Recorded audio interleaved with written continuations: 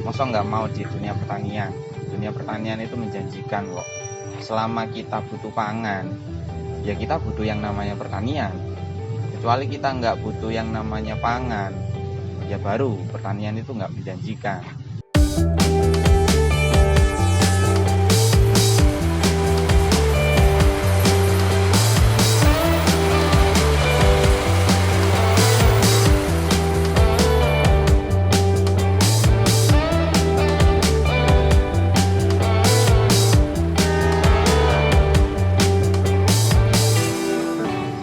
Selamat sore, perkenalkan nama saya Vicky. Usia saya masih 27 tahun. Kalau rumah saya di Jenggawa. Ini sekarang berada di kebun selada. Dan kebetulan kebun ini kebun pribadi milik saya ya. Teman-teman kalau mau ke sini namanya itu Hidroponiku Jember. Alamatnya ada di Pakusari. Cuma akses terdekatnya di Ajasa. Jadi kurang lebih 200 meter dari stasiun Arjasa. Awal mulanya itu saya iseng ya, karena kerjaan di kantor itu bosan, jenuh. Saya lulusan IT, jadi bukan pertanian. Sebelumnya saya kerjanya di programmer sama desainer di salah satu perusahaan multinasional. Jadi dari situ saya kenal yang namanya hidroponik. Dan terus terang saya belajar dari YouTube. Jadi otodidak, saya nggak pernah ikut yang namanya pelatihan.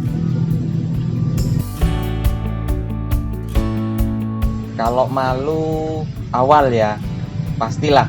Petani kalau menurut teman-teman pasti dianggap remeh.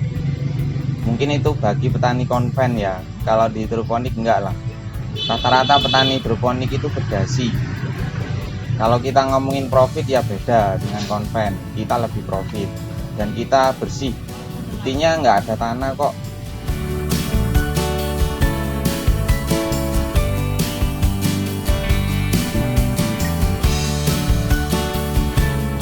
Tantangan yang pertama itu niat ya, karena usaha beda dengan kita kerja ikut orang. Kalau yang namanya usaha kita nggak kerja, ya nggak dapat upah. Dan yang kedua tantangannya itu pasar. Jadi kalau kita mau mulai usaha, lihat dulu pasarnya, menarik enggak, ada enggak, dibutuhkan enggak. Dan baru yang ketiga itu kita ngomongin action. Butuh modal, butuh, tapi itu di poin ke-10 nanti. Jadi dari poin ke-3 sampai poin ke-9 itu action. Kita ada modal, kalau kita nggak action sama aja.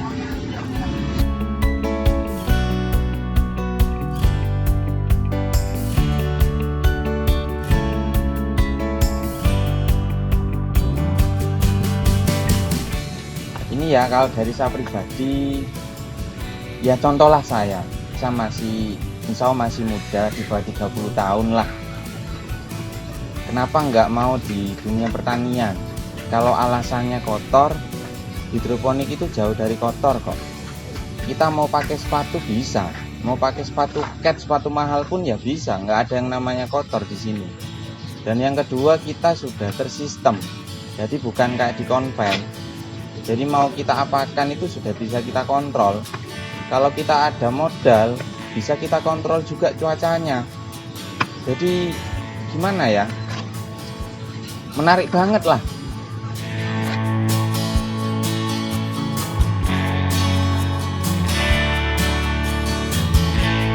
Kalau jatuh bangun di usaha itu pasti ya, nggak cuma di hidroponik aja yang satu kuning.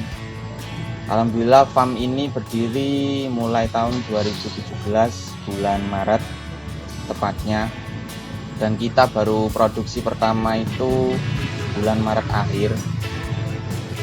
Bulan pertama, kedua, ketiga kita panen itu terserah pasar dan enak banget. Jadi dari segi profit itu ya enak. Cuma di bulan keempat, 5, 6 itu justru menurun. Karena kualitas sayur kita nggak bisa bersaing dengan teman-teman di luar. Dan harga pun juga rendah, karena kita suplainya waktu itu masih pasar. Jadi sempat bisa ngalamin yang namanya dikejar-kejar sama bank ya. Jadi kalau teman-teman belum pernah tahu SP1, SP2 itu saya juga sudah pernah tahu. Karena waktu itu kalau sampai ada SP3 infonya sih dilelang sertifikat saya. Jadi saya sudah pernah. Itu di tahun 2017 bulan 7 tepatnya. Cuma dari sana saya bisa belajar kalau usaha itu enggak kayak membolak-balikan telapak tangan. Kecuali kita dapat warisan usaha itu enak. Kalau masih istilahnya babat, pasti bermandikan darah, bermandikan peluh itu pasti. Cuma pesan saya satu, jangan pernah patah semangat. Gagal itu pasti. Hanya kita mau mencoba lagi aja. Sampai di tahun 2018 saya dikenal sama salah satu owner dari Surabaya yang ada relasi dengan Horeca. Horeca itu hotel resto cafe. Jadi dari situ mulai ada yang namanya kontrak tertulis. Akhirnya saya bisa supply ke Surabaya, Bali dengan kuantiti 100 kilo per 3 hari. Jadi dari situ naik turunnya usaha di sini.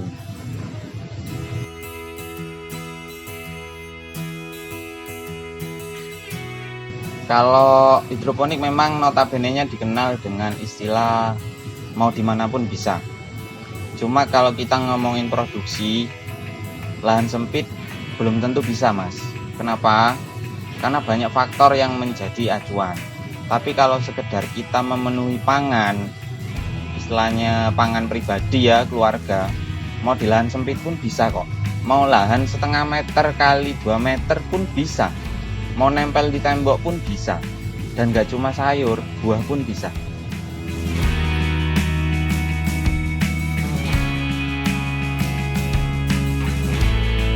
Kalau saat ini yang kita tanam itu komoditasnya selada. Untuk varietasnya itu Batavia lettuce, atau yang biasa lumrahnya selada keriting hijau. Untuk penanaman ya budidaya, kalau hidroponik itu cukup mudah dan singkat. Kita panen dari biji itu 40 hari. Jadi awal mula kita siapkan yang namanya media tanam. Media tanam itu namanya rock wool. Jadi mirip dengan glass wool. Jadi dari rock wool itu nanti ditaruh benih ya. Jadi benih yang kita pakai itu kebetulan dari produk impor. Nanti dari kita masukin benih, kita siram media tadi sampai basah. Yang penting tidak menggenang. Setelah itu kita simpen di tempat teduh atau yang gelap lah. Nanti setelah 1x24 jam pasti bakal sprout. Sprout itu tumbuh ya, pecah benih. Ketika sprout, kita keluarkan, kita kenalkan yang namanya sinar matahari. Itu minimal 6 jam. Nanti setelah tumbuh daun sejati, daun lembaga ya, kita pindah ke yang namanya permajaan bibit. Di permajaan bibit itu kurang lebih sekitar 6 hari. Baru nanti setelah 6 hari kita pindah ke meja produksi. Meja produksi itu kayak gini ya. Jadi di sini itu biasanya 1 bulan saja. Jadi kalau ditotal dengan semai tadi itu totalnya 40 hari. Untuk pengecekan pH dan nutrisi kita berlakukan sore hari. Jadi SOP di sini itu pengecekan sore hari. Hama juga itu kita cek rutin setiap hari. Kalau pupuk itu di hidroponik khusus ya, namanya abemik. Jadi abemik itu sebetulnya sama dengan pupuk-pupuk di lahan biasa. Cuma bedanya kalau di hidroponik itu lebih lengkap. Kenapa? Karena kita nggak pakai tanah, kita pakai air medianya. Jadi air itu kandungan pupuknya sangat minim sekali, cenderung lebih banyak mineral. Makanya kita pakai pupuk yang namanya abemik. Abemik itu lengkap, Mas.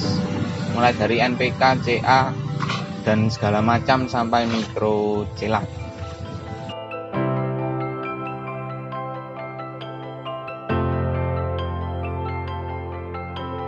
Untuk instalasi di sini semua NFT ya. Jadi nggak ada yang DFT, nggak ada yang lagi tapung. Kenapa kita pakai NFT?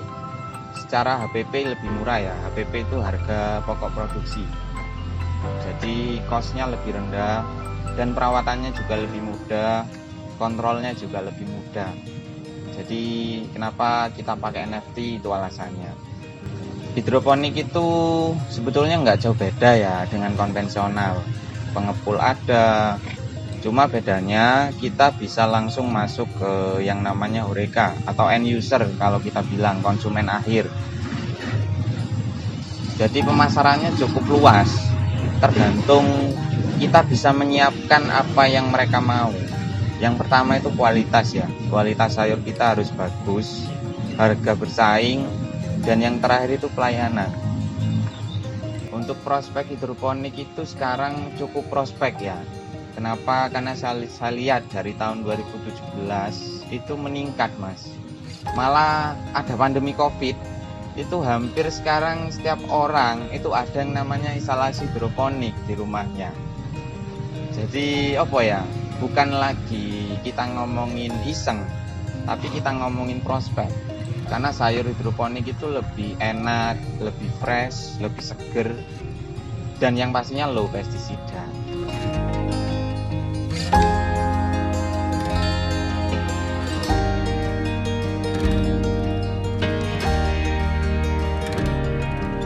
Harapan saya itu yang pertama ya jangan generasi tua lah petani itu. Kita yang muda-muda masa nggak mau di dunia pertanian. Dunia pertanian itu menjanjikan kok. Selama kita butuh pangan, ya kita butuh yang namanya pertanian. Kecuali kita nggak butuh yang namanya pangan, ya baru pertanian itu nggak menjanjikan. Dan yang terakhir harapan saya buat yang teman-teman yang sudah berkeluarga atau teman-teman yang sudah usia lanjut, yang saya harapkan regenerasinya, jadi nggak putus. Dan untuk kualitas hidroponik yang saya harapkan pertahankan, jadi jangan sekali-kali kita pakai yang namanya pestisida. Pesan saya cukup 3 ya. Yang pertama itu jangan pernah takut, semua ada resiko. Dan yang kedua itu berani dalam artian kita nggak nekat ya, jadi kita harus baca peluang. Dan yang ketiga, kita jangan mempersusah negara. Caranya gimana? Ya kita berwirausaha. Dengan berwirausaha kita buka peluang kerja, paling nggak tetangga kita itu bisa kerja ke kita tanpa kita harus mempersulit negara. Terima kasih sudah menyaksikan cerita Lensa. Jangan lupa like, subscribe, dan komen ya. Share juga. Terima kasih.